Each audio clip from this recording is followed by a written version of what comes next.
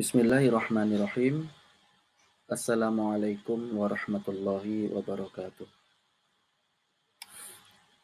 Hamdan wa syukran lillahi wahdah la syarikalah.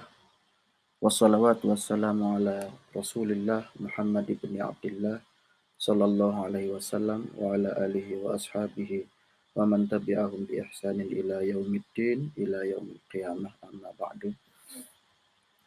Sahabat-sahabatku, Magister Pendidikan Islam yang dimuliakan oleh Allah Subhanahu wa taala. Syukur alhamdulillah kita semuanya bisa menghadiri perkuliahan pada pagi hari ini dengan kondisi sehat walafiat. Salawat serta salam semoga tercurahkan kepada Rasulullah Sallallahu Alaihi Wasallam serta keluarganya dan para pengikutnya. Baik, saya di sini sebagai MC Haris Firmansyah, sekaligus moderatornya adalah Pak Haris dan presenternya adalah Ustadz Haris, akan menyampaikan dan mempresentasikan perkuliahan Sejarah Sosial Pendidikan Islam yang berjudul Peradaban Islam pada Masa Bani Umayyah. Kita ketahui bersama bahwasanya dinasti Bani Umayyah ini adalah setelah masa kepemimpinan Khulafaur Rasyidin. Baik, untuk slide kedua adalah sejarah berdirinya Bani Umayyah. Bani Umayyah ini didirikan pada tahun 41 Hijriah atau bertepatan dengan tahun 661 Masehi oleh Khalifah Muawiyah bin Abu Sufyan bin Harb. Nama dinasti Umayyah ini dinisbatkan kepada Umayyah bin Abdisyams bin Abdumanaf.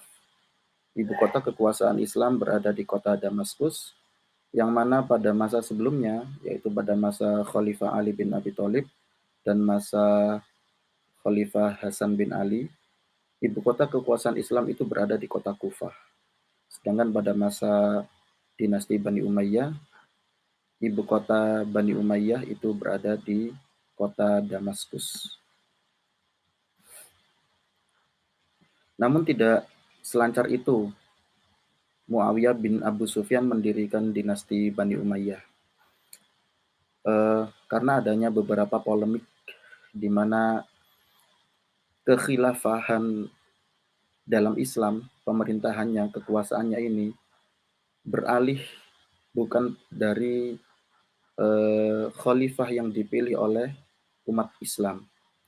Kalau kita ketahui bersama, sejak wafatnya Rasulullah Muhammad SAW, Khulafaur Rasyidin dipimpin oleh Khalifah Abu Bakar, Khalifah Umar bin Khattab, Khalifah Utsman bin Affan, Khalifah Ali bin Abi Thalib. Setelah Khalifah bin Abi Thalib, kemudian Khalifah Hasan bin Ali, itu keturunannya.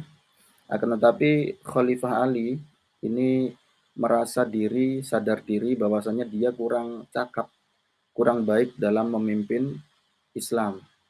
Maka dari itu, atas persetujuan dari Khalifah Ali, Khalifah Hasan,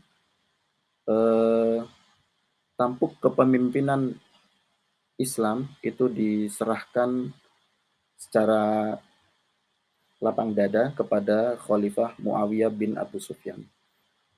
Maka oleh sebagian sejarawan, dalam proses mendirikan dinasti Bani Umayyah ini, Khalifah Muawiyah dinilai berbuat curang karena memperoleh kekuasaan Islam dengan melengsarkan Hasan bin Ali dari kekuasaannya akibat dari kekacauan yang terjadi pada perang Siffin, perang saudara sesama muslim. Serta Muawiyah ini dinilai mengkhianati prinsip demokrasi sebelumnya yang bergulir pada masa Khulafaur Rasyidin, di mana sistem pemerintahan pada zaman Khulafaur Rasyidin itu dipilih persetujuan dari para ulama dan para sahabat, sedangkan ketika dinasti Umayyah, kepemimpinan Islam itu diemban oleh keluarga turun-temurun, atau dalam istilahnya monarki heredity, kepemimpinan berdasarkan keturunan nasab.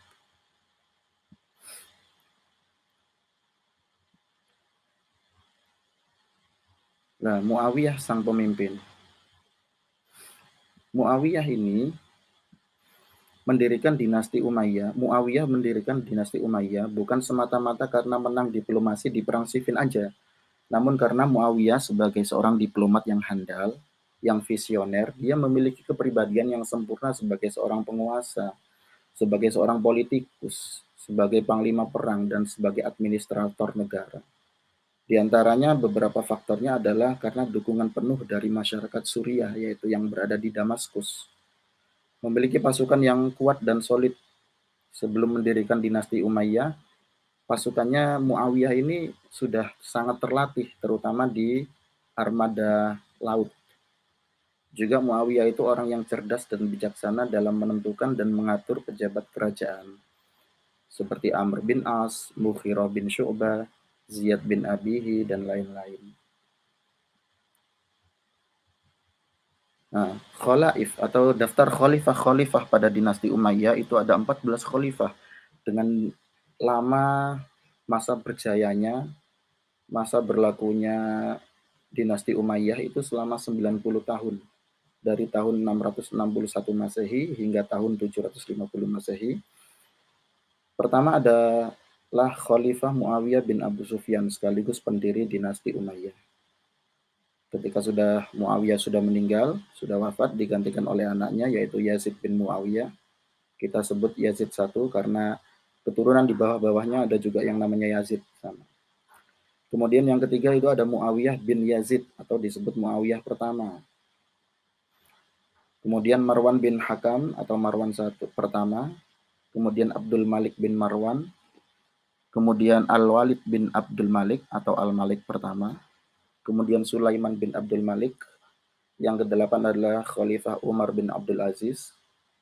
Yang kesembilan Yazid bin Abdul Malik atau Yazid II. Kemudian Khalifah Hisham bin Abdul Malik.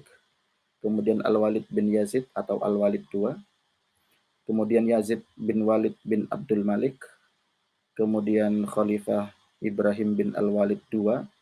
Kemudian yang terakhir adalah Khalifah Marwan bin Muhammad atau Marwan kedua. Nama-nama yang saya cetak tebal dalam slide ini itu adalah khalifah-khalifah yang sangat termasyhur, yang dinilai oleh para sejarawan jasa-jasa ketiga orang ini, yaitu Muawiyah bin Abu Sufyan, Abdul Malik bin Marwan, dan Khalifah Umar bin Abdul Aziz. Itu jasanya sangat besar, prestasinya sangat gemilang dalam memimpin umat Islam. Pertama kita bahas tentang Muawiyah bin Abu Sufyan. Beliau memimpin kepemimpinan Islam selama 20 tahun, yaitu dari tahun 41 Hijriah hingga tahun 60 Hijriah. Beliaulah pendiri dinasti Bani Umayyah, mendapat pergolakan dan perdebatan di kalangan rakyat Kufah pada masa-masa awal berdirinya dinasti Umayyah, yaitu pada tahun 41 Hijriah. Di mana setelah Khalifah Ali bin Abi Thalib wafat, putranya yaitu Hasan bin Ali dibaiat sebagai khalifah selanjutnya. Lalu Khalifah Hasan menyerahkan kekuasaannya kepada Muawiyah. Nah, pada saat itu terjadi dikenal dengan istilah Amul Jamaah atau tahun kesepakatan.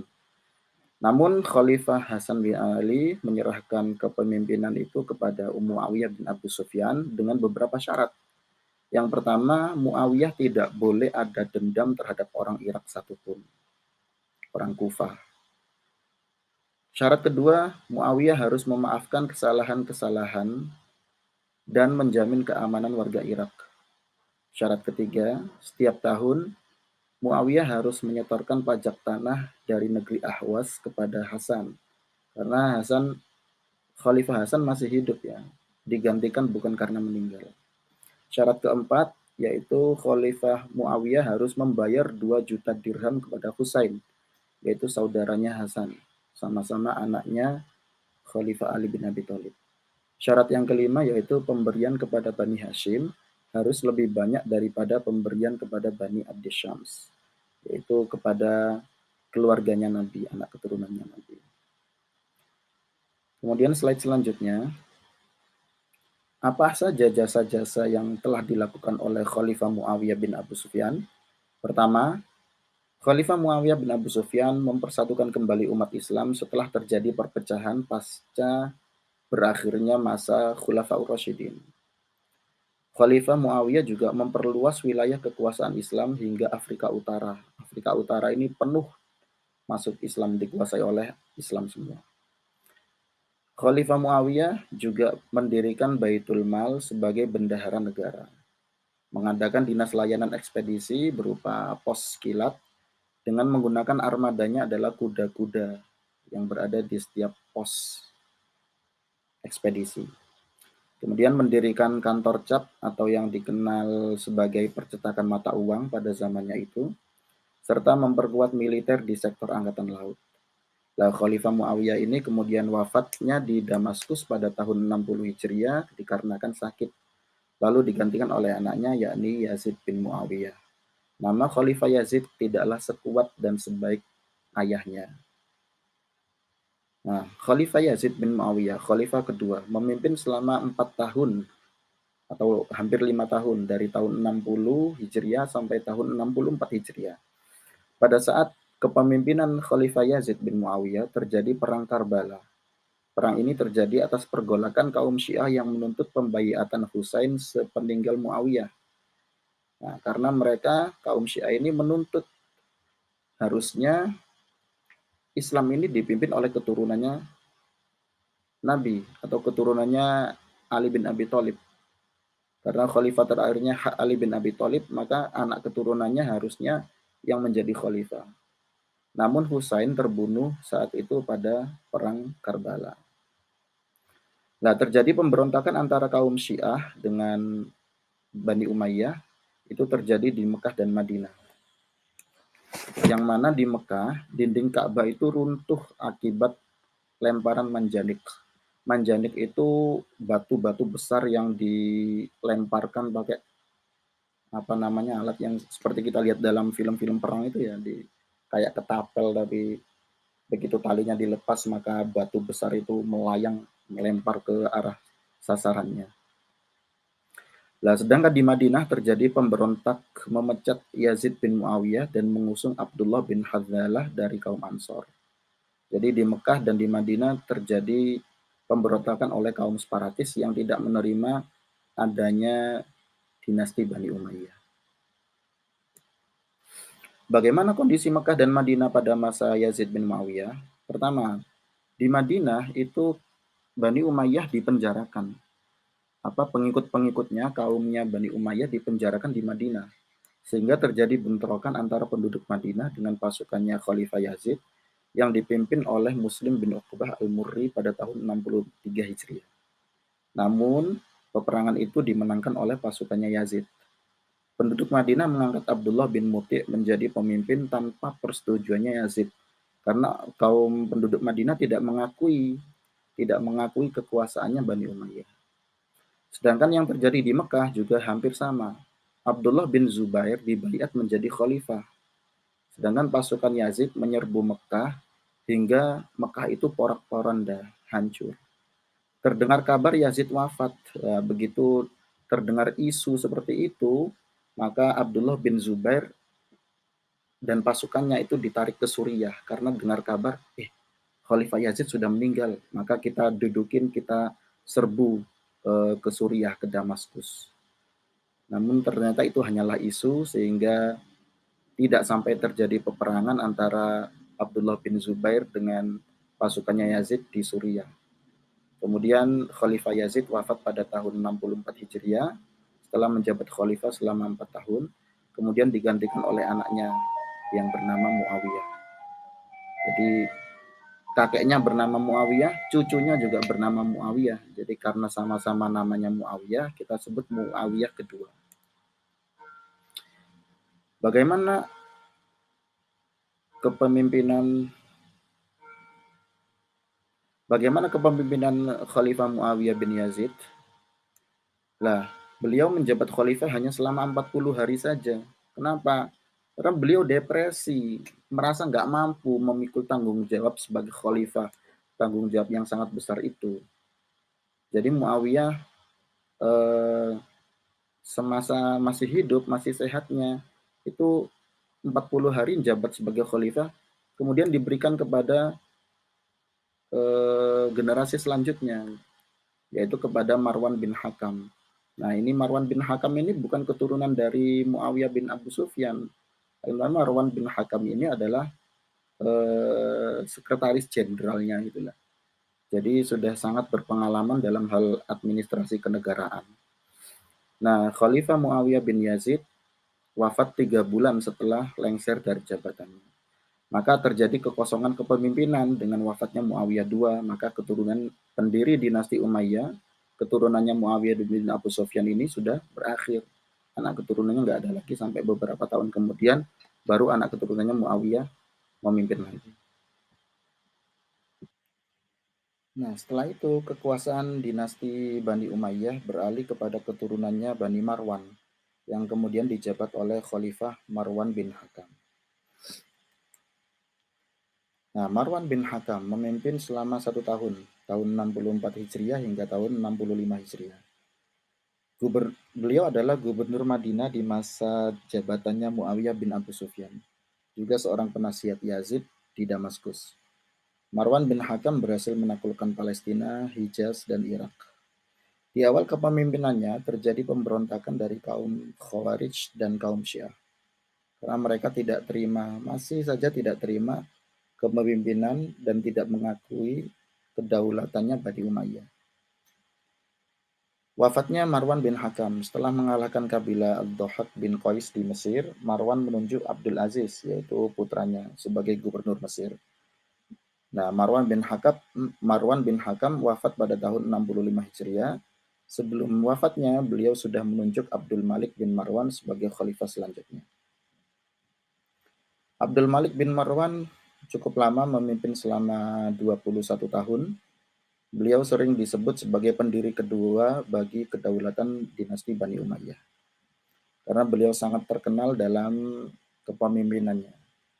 Nah, saat menjadi khalifah, beliau berhasil menjaga integritas wilayah dan kewibawaan keluarga Umayyah serta menstabilkan pergolakan separatis dari Abdullah bin Zubair di Hijaz, pemberontakan kaum Syiah dan Khawarij, aksi teror dari Al-Mukhtar bin Ubaid As-Saqafi di Kufah, serta berhasil menghentikan pemberontakan yang dipimpin oleh Mus'ab bin Zubair di Irak. Dikit ya, Mus'ab bin Zubair. Beliau juga telah menundukkan tentara Romawi. Khalifah Abdul Malik bin Marwan memerintahkan penggunaan bahasa Arab sebagai bahasa resmi di wilayah dinasti Umayyah.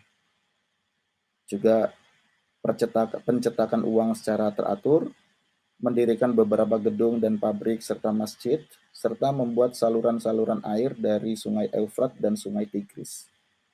Dibantu oleh Al-Hajjaj bin Yusuf sebagai gubernur Mesir, juga dibantu oleh Abdul Aziz sebagai adiknya. Mohon maaf, ralat dikit. Al-Hajjaj bin Yusuf As-Saqafi itu gubernur di Kufah, di Damaskus, di Suriah ya. Nah, karena beliau ini adalah orang kepercayaannya Abdul Malik bin Marwan. Al-Hajjaj bin Yusuf ini sangat cerdas. Sebagai panglima perang juga dia sangat hebat, namun sangat terkenal kejam juga terhadap musuh-musuhnya. Jadi kebanyakan dinasti Umayyah menang dalam beberapa peperangan itu karena ada ini panglimanya itu Al-Hajjaj bin Yusuf ini. Khalifah Abdul Malik kemudian berhasil memajukan perdagangan, memperbaiki sistem ukuran dan sistem keuangan, serta Khalifah Abdul Malik bin Marwan juga menyempurnakan penulisan mushaf Al-Quran dengan titik pada huruf-hurufnya, yang mana itu dipelopori oleh Abul Aswad Ad-Du'ali pada masanya Khalifah Abdul Malik bin Marwan. Kemudian digantikan oleh Al-Walid bin Abdul Malik. Setelah Khalifah Abdul Malik bin Marwan wafat, kemudian dinasti Umayyah dipegang oleh Al-Walid bin Abdul Malik atau disebut Al-Walid pertama. Beliau memimpin selama 10 tahun dari tahun 86 Hijriah hingga tahun 96 Hijriah. Apa saja jasa-jasanya Al-Walid bin Abdul Malik? Pertama, rakyatnya makmur, kekayaannya melimpah ruah. Namun kekayaannya yang bergelimang harta ini, yang senang adalah keluarganya. Keluarganya semakin glamor hidupnya. Tapi juga rakyatnya juga makmur. Akan tetapi dalam masa-masa dinasti Umayyah ini banyak sekali tanah-tanah itu dirampas dari non-muslim. Ya. Kemudian pada masanya Khalifah Umar bin Abdul Aziz, muslim dan non-muslim itu diberi keadilan yang sama. Tanah-tanah yang dulu dirampas dikembalikan kepada pemiliknya. Nah, kembali ke Al-Walid bin Abdul Malik. Kekuasaan Islam meluas hingga ke Spanyol di bawah kepemimpinannya Tariq bin Ziyad melalui Selat Gibraltar. Ketika Afrika Utara kan jadi perbatasan eh, daerahnya itu paling dekat dengan Andalusia. Afrika Utara waktu itu dikendalikan oleh Gubernur Musa bin Nusair. Nah, Al-Walid membangun beberapa gedung, beberapa pabrik, serta infrastruktur jalan, yang mana jalan-jalan itu dilengkapi dengan sumber mata air agar orang-orang yang lewat di jalan itu bisa mengambil air sebagai perbekalan di perjalanan. Orang-orang fakir, miskin, yatim piatu, penyandang cacat, penyandang sakit kusta, penyakit-penyakit yang sulit disembuhkan ketika itu selalu mendapat santunan dari Baitul Mal. Kemudian Khalifah Al-Walid bin Abdul Malik meninggal tahun 96 Hijriah, digantikan oleh Sulaiman bin Abdul Malik. Ini adiknya sendiri, adiknya Al-Walid. Namun Sulaiman bin Abdul Malik ini tidaklah bijak, tidak cakap sebagai pemimpin. Kenapa? Dia ini gila harta. Dia mengincar kekayaannya negara untuk keperluan pribadinya sendiri. Bahkan Damaskus ketika itu, gubernur Afrika Utara ketika itu, Musa bin Nusair, mau kembali ke istana, ke Damaskus. Itu disuruh untuk memperlambat perjalanannya. Kenapa? Agar Khalifah Sulaiman bin Abdul Malik ini mempunyai banyak waktu, mempunyai banyak kesempatan untuk nilap, untuk mengambil harta-harta kekayaan negaranya itu untuk dimasukkan ke dalam kantong pribadinya. Nah, akan tetapi Musa bin Nusair ketika itu orang gagas, nggak peduli sama instruksinya Sulaiman bin Abdul Malik. Ternyata Musa bin Nusair tiba di Damaskus on time, tepat waktu. Nah, karena hal itu Sulaiman bin Abdul Malik marah besar. Sehingga Musa bin Nusair yang sudah banyak jasanya memimpin Mesir dan Afrika Utara itu, Musa bin Nusair dipecat serta disiksa oleh Sulaiman bin Abdul Malik. Nah, karena watak dan karakternya Sulaiman bin Abdul Malik yang seperti itu, maka banyak rakyatnya serta pejabat-pejabat di lingkungan kerajaan juga tidak ada yang senang dengan kepemimpinannya Sulaiman bin Abdul Malik. Nah, kemudian Sulaiman bin Abdul Malik menunjuk Umar bin Abdul Aziz sebagai khalifah pada tahun 99 Hijriah. Nah, tentu ini adalah nama khalifah yang paling terkenal dalam sejarah. Padahal Khalifah Umar bin Abdul Aziz memimpin dinasti Umayyah hanya kurun 2 tahun saja. 2 tahun itu sangat singkat bagi seorang khalifah. Presiden aja 5 tahun, bahkan sampai 10 tahun kepingin nambah. Ini khalifah yang sangat baik, yang sangat masyhur dan terkenal, hanya memimpin selama 2 tahun. 2 tahun saja udah namanya udah diabadikan dalam sejarah-sejarah panjang. Kenapa? 2 tahun prestasinya sangat cemerlang. Kepribadiannya sangat baik, sangat mulia. Nah, orang yang seperti ini tidak akan dilalaikan, tidak akan luput oleh zaman. Seorang khalifah yang sangat masyhur di masa dinasti Umayyah dengan masa pemerintahan yang sangat singkat 2 tahun, namun prestasinya sangat cemerlang. Setelah rakyat dan pejabat terpecah belah di masa Khalifah Sulaiman bin Abdul Malik, Khalifah Umar bin Abdul Aziz menjadikan kondisi masyarakat stabil kembali dengan kesalihan dirinya serta kewibawaan pada dirinya, pada kepribadiannya. Nah, Khalifah Umar dilahirkan di daerah Khilwan dekat dengan Kairo, Mesir, putra dari Abdul Aziz, gubernur Mesir. Beliau juga merupakan cucu dari Umar bin Khattab dari silsilah ibunya. Beliau mendalami agama Islam serta ilmu hadis di Madinah. Ketika menjadi khalifah, beliau menginstruksikan penulisan dan pembukuan hadis-hadis Nabi.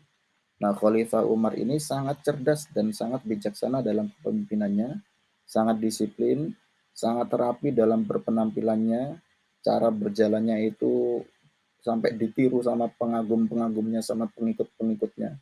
Serta apa baju-bajunya itu sangat wangi. Padahal dikisahkan dalam kitab yang lain, eh, ketika Khalifah Umar bin Abdul Aziz ini sakit, itu ada orang yang menjenguk, bertanya kepada Fatimah, istrinya Umar bin Abdul Aziz. Kok dari tadi bajunya nggak ganti-ganti baju itu terus? Ternyata katanya bajunya ya cuma ada dua. Ini kering langsung dikasih minyak parfum, dipakai lagi. Saking sederhananya beliau. Nah, sehingga menjadi public figure pada masanya. Karena ini ada 3 slide tentang Khalifah Umar bin Abdul Aziz. Karena orang yang sangat baik itu ceritanya mesti panjang. Karena banyak yang dikenang, banyak yang dipelajari, banyak yang bisa diteladani dari beliau. Nah, Khalifah Umar ini menikah dengan Fatimah binti Abdul Malik yang khalifah sebelumnya, yaitu Abdul Malik itu. Khalifah Abdul Malik ini juga sekaligus pamannya. Jadi Khalifah Umar bin Abdul Aziz ini menikah dengan saudari sepupunya. Nah, Khalifah siapa tadi? Khalifah Abdul Malik itu pernah menjadi gubernur Madinah di masa Al-Walid bin Abdul Malik. Khalifah Umar bin Abdul Aziz pernah jadi gubernur Madinah di masa Al-Walid bin Abdul Malik. Namun Umar bin Abdul Aziz dipecat karena hal silsilah, karena dia tidak ada garis keturunan dari keturunannya Muawiyah bin Abi Sufyan. Namun pengalamannya di sektor pemerintahan menjadi kepercayaan penuh padanya sebagai khalifah ke-8 di Bani Umayyah. Beliau merupakan khalifah yang sangat zuhud, sangat sederhana, seorang pekerja keras, pemikir cerdas, serta sangat adil dan bijak dalam kepemimpinannya. Pada masanya, dinasti Umayyah berhasil menguasai tanah-tanah perkebunan di wilayah Hijaz, di wilayah Syria, di wilayah Mesir, Yaman, dan Bahrain dengan penghasilan 40.000 dinar per tahun. Beliau juga mengembalikan tanah-tanah yang dirampas dari rakyat. Beliau juga mengembalikan tanah-tanah yang dihibahkan kepada dia, dihibahkan kepada Khalifah Umar bin Abdul Aziz, karena dinilai hibah tanah yang diberikan kepada dia itu menjurus pada hal suap, ya, agar mendapat perhatian khusus dari Khalifah Umar. Serta beliau juga menjual barang-barang mewahnya, lalu hasil penjualannya diserahkan ke Baitul Mal. Baitul Mal ini sama dengan Departemen Keuangannya negara.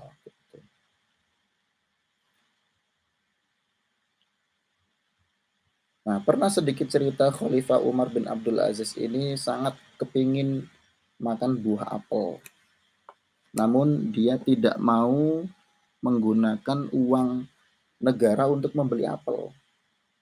Sehingga dia memendam keinginannya untuk makan apel itu. Beberapa hari kemudian dia pergi ke daerah lain karena dia seorang khalifah. Jadi sebagai tamu agung dihormati oleh tuan rumahnya disuguhi buah apel. Yang sudah sangat kepingin buah apel itu, ternyata buah apelnya diambil satu, dipegang, dicium aroma buah apel yang segar itu, lalu ditaruh lagi di atas piring, tidak jadi dimakan. Pengawalnya tanya, "Wahai Khalifah Umar, bukankah kamu ingin buah apel, kenapa tidak kamu makan?"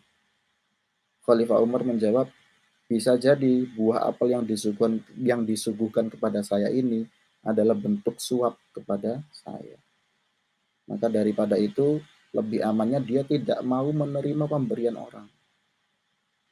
Nah, Khalifah Umar bin Abdul Aziz ini sangat cermat dan sangat teliti dalam pendayagunaan aparatur sipil pemerintahan serta penggunaan anggaran negara.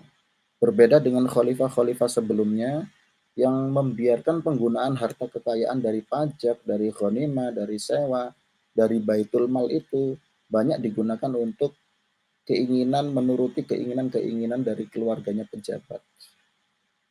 Nah, reformasi pengelolaan keuangan ini membuat para pejabat dan keluarganya tidak bisa seenaknya saja menikmati fasilitas negara, sehingga muncul kebencian dari keluarganya sang khalifah serta ada upaya untuk menggulingkan Khalifah Umar dari jabatannya. Berbagai kebijakan Umar yang berpihak pada rakyat ini semakin memperbesar kebencian dari kalangan keluarganya sendiri. Ibnu Katsir dalam kitab Al-Bidayah wan Nihayah menyebutkan, wafatnya Khalifah Umar itu karena diracun oleh seorang budak, yang mana budak itu disuruh oleh keluarganya sendiri. Keluarganya Khalifah Umar atau keturunannya Muawiyah yang benci dan tidak suka sama gaya memimpinnya Khalifah Umar itu. Budak itu dijanjikan bayaran 1.000 dinar kalau berhasil membunuh Khalifah Umar. Namun sebelum Khalifah Umar wafat, beliau sadar telah diracun. Namun beliau tidak namun dan beliau juga mengetahui bahwa yang meracuni dia adalah seorang budak dari keluarganya sendiri. Akan tetapi Khalifah Umar tidak menaruh dendam sedikit pun pada budak yang telah meracuninya itu. Bahkan Khalifah Umar memerintahkan si budak itu, budak yang sudah meracuninya, untuk melarikan diri dari Damaskus supaya tidak mendapat hukum pidana. Nah, Khalifah Umar sangat baiknya seperti itu hingga sampai dia meninggal diracun pun dia tidak memiliki dendam kepada orang yang telah jahat kepadanya. Nah, Khalifah Umar wafat di desa Sim'an di wilayah Homs pada hari Kamis 5 Rajab 101 Hijriah, wallahu a'lam. Beberapa beda-beda versi dalam kitabnya. Dalam usia kurang lebih sekitar 40 tahun usianya. Masih cukup muda kalau sudah meninggal seperti itu. Sepeninggal Khalifah Umar bin Abdul Aziz, sudah tidak ada lagi, hampir tidak ada lagi khalifah yang bisa sebaik dengan beliau. Terbukti 6 khalifah selanjutnya itu adalah Yazid bin Abdul Malik atau Yazid kedua, menjabat khalifah selama 4 tahun, namun terjadi perselisihan antara kaum Mudariyah dan kaum Yamaniyah.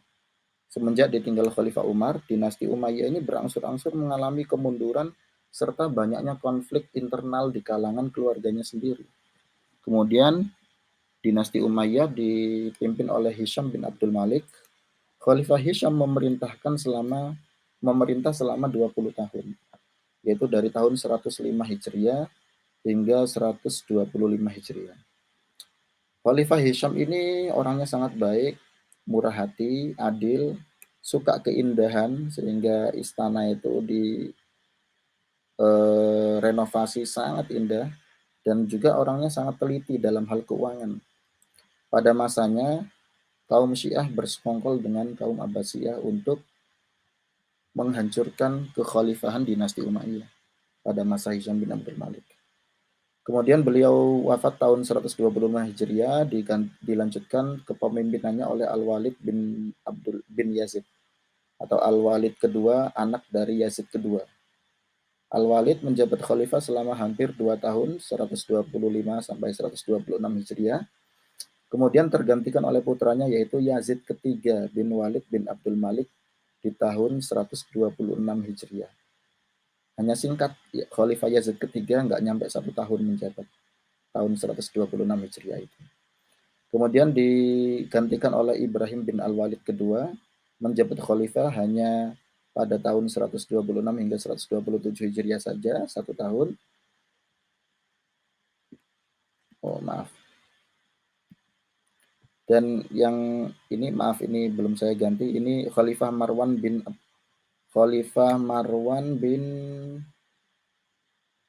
siapa dari ini?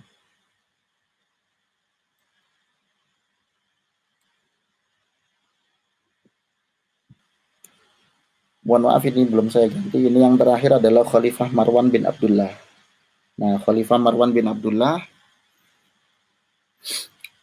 hanya sangat singkat karena beliau terbunuh oleh pasukannya Bani Abbasiyah di Mesir pada tahun 132 Hijriah atau tahun 750 Hijriah. Dengan meninggalnya Khalifah Marwan bin Abdullah, maka dinasti Umayyah telah berakhir. Kemudian berdirilah dinasti Bani Abbasiyah.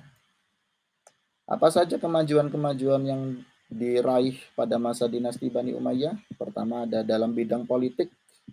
Kekuasaan Islam meluas hingga beberapa daratan di Spanyol, seluruh Afrika Utara penuh dikuasai oleh Islam, Jazirah Arab, negara Syria, Palestina, serta sebagian daerah Anatolia, Irak, Persia, Afghanistan, India, Turkmenistan, Kazakhstan, Uzbekistan, Kirgistan, Tajikistan, tapi bukan Pacitan ya, serta beberapa daerah di Uni Soviet dikuasai oleh Islam.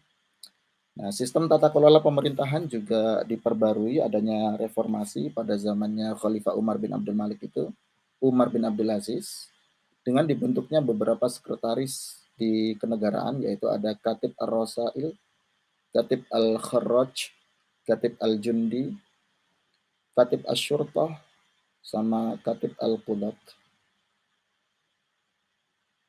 Di bidang sosial dan budaya, pada zaman Bani Umayyah itu banyak mempererat hubungan diplomasi serta silaturahmi ke negara-negara Mesir, Persia, dan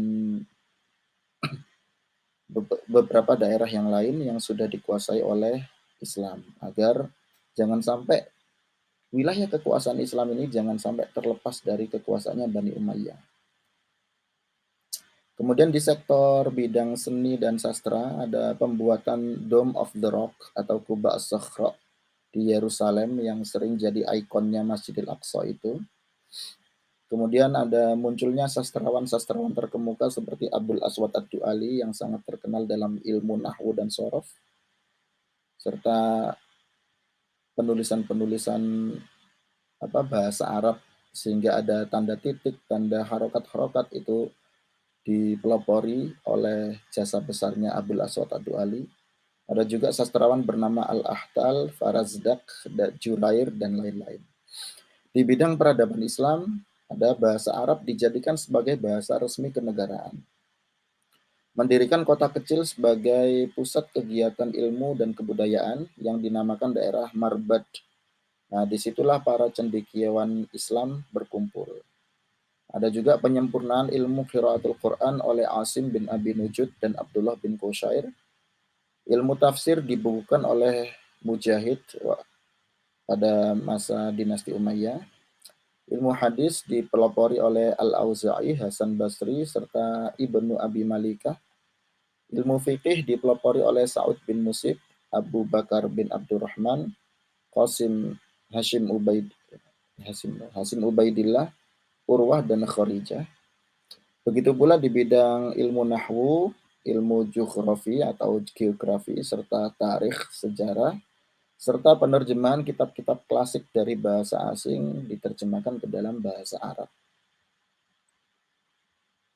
Namun juga setelah kecemerlangan dan kemajuan dinasti Bani Umayyah pada masa-masa keemasannya, juga pasti ada, seiring berjalannya zaman juga ada kemundurannya, di mana pada saat itu dinasti Umayyah hancur berakhir karena beberapa hal. Di antaranya yang paling dominan adalah kelemahan-kelemahan dari sektor internal, yaitu dari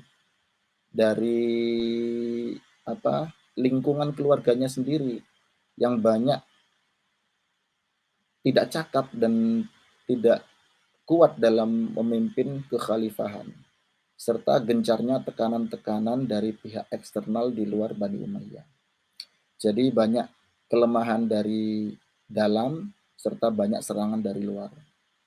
Menurut Dr. Badriyatin, faktor-faktor penyebab hancurnya dinasti Umayyah itu ada beberapa faktor, di antaranya yaitu sistem pemerintahan monarki herediter, yaitu sistem pemerintahan yang menjadikan anak-anak keturunannya itu sebagai penerus kekhalifahan.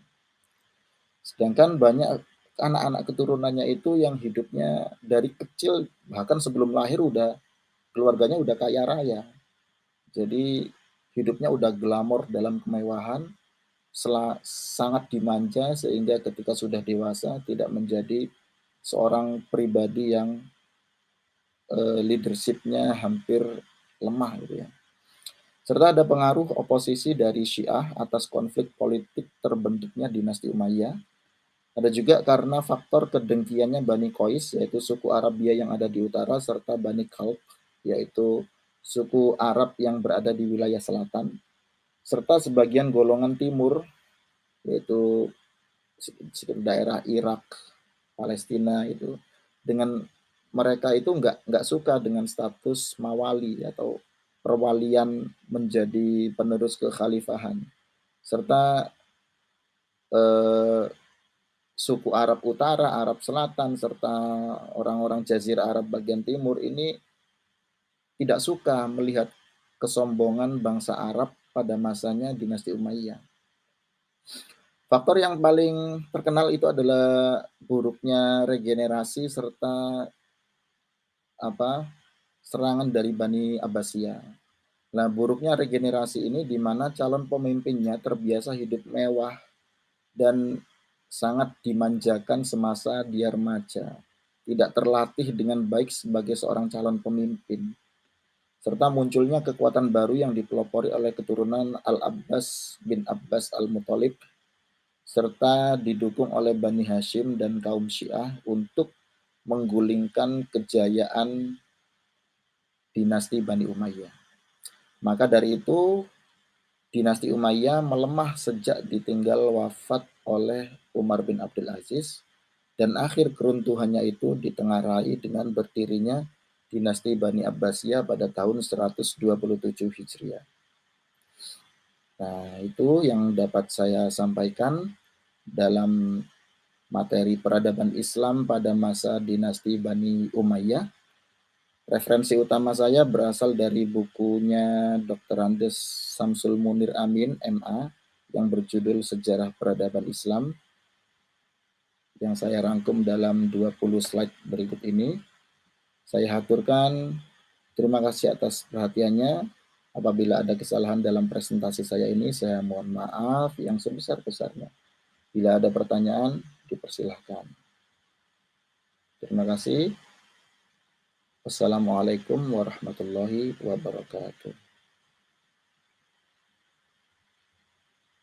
Monggo yang bertanya.